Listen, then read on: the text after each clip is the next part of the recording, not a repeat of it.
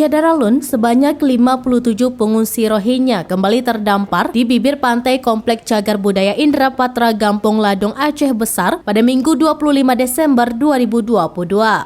Para pengungsi yang terdampar itu semuanya berjenis kelamin laki-laki dengan kisaran umur antara 20 hingga 40 tahun. Mereka terdampar di pantai tersebut sekitar pukul 00.30 waktu Indonesia bagian Barat dini hari. Saat ini juga 57 pengungsi yang terdampar itu sedang dilakukan pendataan dan pengecekan kesehatan oleh aparat keamanan dan tenaga kesehatan. Abdul Manan, salah seorang pengungsi yang bisa berbahasa Melayu, mengatakan mereka sudah 1 bulan terkantung-kantung di lautan. Bawa kapal? Abang, kapal. Pengemudi kapal siapa? Tak ada dari kawan. Kawan-kawan biasa. Kita berangkat dari mana? Myanmar. Berapa hari Kapal. perjalanan? Hari ini hari mana? 1 bulan lepas. Sudah lepas. Sudah lepas. Tujuannya kemana? Dia juga mengatakan bahwa tujuan mereka ialah menuju negeri jiran Malaysia untuk mencari suaka.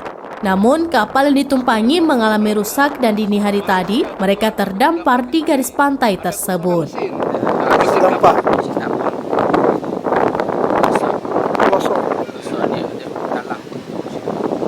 Nama siapa bang? Abdul Manan. Mana?